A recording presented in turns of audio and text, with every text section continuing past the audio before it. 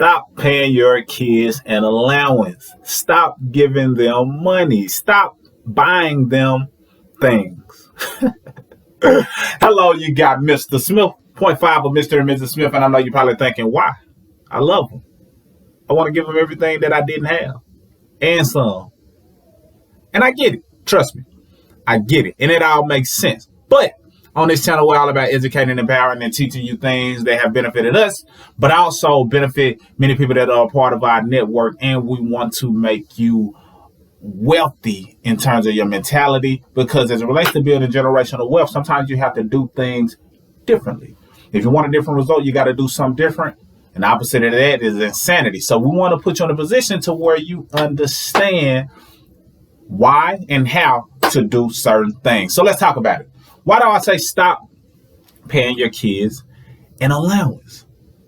Reason being is that's money spent that you're not able to get back. So you want to think about every dollar you spend is in a way that when I spend this, is it possible I get some type of return out of this dollar? Not that I just consume something, I buy something and I no longer get to benefit from that purchase. You want to think about, is there a return involved holistically, even when it comes to your kids? So what does that look like? Now, as individuals, and I get to the point, but as individuals, parents, fathers, mothers, we are all a business. Whether you know it or not, when you sign a legal document and got married, that's a business license. That's a contract that you and your partner went into to say that you are one, basically. So if that's the case, if everything is viewed as a business, down to your social security number, down to, the list goes on as it relates to things that are so business related that it only makes sense for you to be in business if you're not. So understanding that, then you must run your household like a business. And a business is based on profit and loss. You know, how much is going out, how much is going in, and you want to have more assets than liabilities, because that's what determines your wealth and oftentimes determines your stress level. The more debt you're in, a lot of times equals the more stress that you're in. So you have to think about it like that and look at your household as in the forms of profit and loss. Spending money, does it bring a return? And more importantly, when I spend that money, is it a way that I can recoup my expense? And that's what I want to talk about. So if you're not a business owner, strongly consider it. If you're just working a job, which is fine, I totally applaud anybody who's doing whatever it is that they do in order to make a living, and especially if they're happy. As long as you're happy, that's the main thing. It doesn't matter if you don't do anything, you just sit around like a lump on a log. If that makes you happy, so be it. And I don't recommend that, but if that's what makes you happy, who am I to project what I think happiness should be for you? If you think that going to work and you love what you do and that makes you happy, I salute it. I applaud it. Who am I to tell you what should make you happy? However, consider being a business owner, even if it's a home-based business, even if you start small and grow big, because if you're working a job and you're making this amount of money, it's only so much of that money you can keep. So, for example, if you make $50,000 at your job, they're going to tax you based on just you being an individual, or you having a family, or you having kids. However, you end up paying more taxes than people who operate differently, people who own businesses. And I'm going to say this, and I said this in a couple of videos. If Amazon can make billions, $1 trillion company make billions, they made over $1 million since I've been talking, and I ain't been talking long. If Amazon can make that amount of money, pay zero taxes, then it got to be a way that you can minimize your tax liability as well. What many people don't know, or they fail to realize, is this.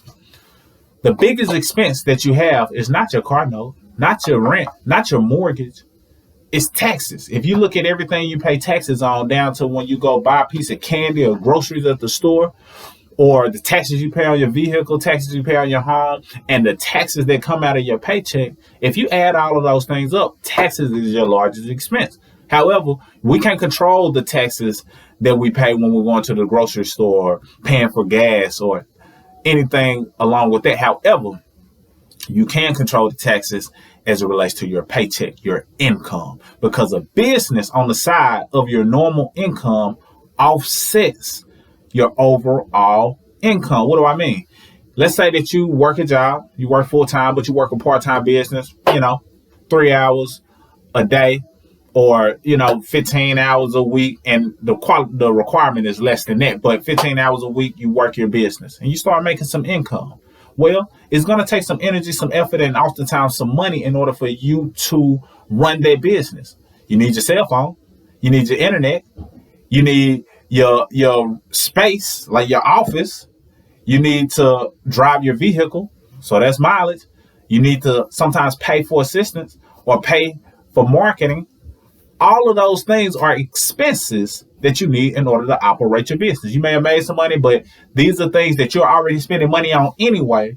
But now you're able to take those expenses and write them off by recording them, saving them in some type of software, and write them off. And now, even though you spent the money on things you were going to spend money on anyway, cell phone bill, internet, travel and things of that nature, you save the money because this was stuff you were going to spend money on anyway. But now you're able to write it off at the end of the year in the form of a tax deduction, in the form of a business expense. Now, what that does when you file taxes at the end of the year is, if you made that $50,000, well, let's just say you had $6,000 to $10,000 in tax deductions. Well, they can't tax you on that whole $50,000. Even if you have kids, it's a certain amount that it saves you. But if you have $6,000 to $10,000 in tax deductions, let's just call it $10,000. $40,000 is what they have to tax you on. Then, in addition to whatever you file as it relates to your kids and things of that nature, that lowers your tax liability even more. Lowering your tax liability means they can't tax you on the highest amount of money, your gross income. You don't want them to tax you on the most. You want them to tax you on the least, because not only would it be less that you're paying taxes, but it might also lower your tax liability, and you might qualify for other perks, such as some of the credits, the earned income credits that come along with it. Now, Mr. Smith, you said stop paying your kids an allowance, and you went on this tangent and got to talking about everything else. What does that have to do with not paying your kids an allowance? Everything. Now, let's get into it. Most people have kids who are of a certain age that can assist with their home-based business. They can be the ones that are tracking the records, and tracking the records might be a matter of just you getting a receipt that was business related, you having an internet service and taking a screenshot of the internet bill or phone bill. They, depending on their age, can be the person that's keeping those records. You show them how to do it.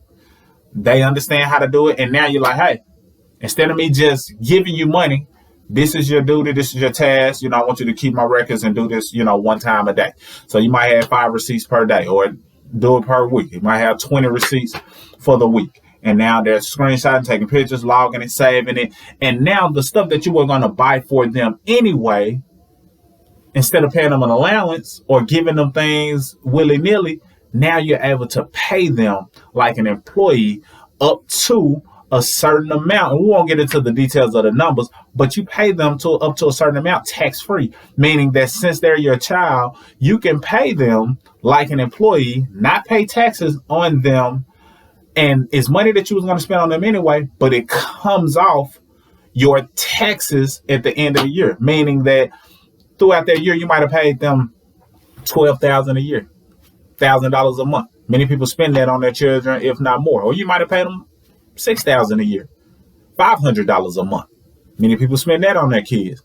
That $6,000 a year goes off in expenses in the form of you paying them as an employee. And now you offset your taxes even more.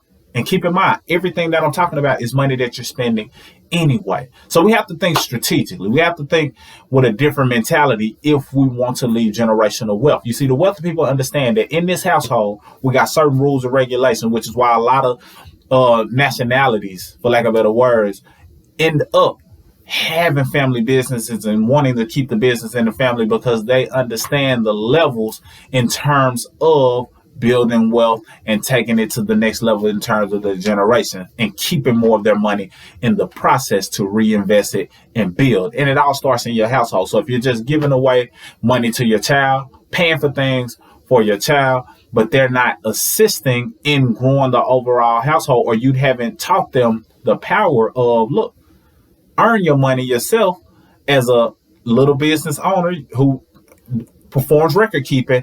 Now you're teaching them a valuable lesson. You're also keeping more money in your pocket in the form of taxes because you're doing what you're already going to be doing and spending money. The difference is you're able to write it off because now instead of paying them an allowance, you're paying them a wage. And I hope that makes sense. I hope it really inspires you to just look deep into it and dig deeper into it. If you need a business platform that can teach you the ins and outs of tax deductions, has software, record keeping, all of those things, click the available link below and go ahead and get access because it's a business in a box. It teaches you credit, teaches you how to do credit yourself, provides all the documentations that you need, teaches you how to set up a game plan to build overall personal financial success, 8 steps to financial freedom, setting a debt elimination game plan, setting an investment game plan, all in one space. If you're interested in it, click the available link below. It's the Personal Financial Success Company. Takes 5 minutes to get started. I'll see a welcome email once you're in. Very inexpensive to get this holistic business that allows you to understand how to track those records when you're paying your child, the whole 9 yards. Get access to it. And hey, that's all I got for now. But stop paying your kids an allowance because you keep more of your money and you develop a wealth mentality when you understand that the money you spend out, you need to figure out a way to make it come back or at least be tax deductible. So that's all I got, Mr. Smith, .5 of Mr. and Mrs. Smith, signing out.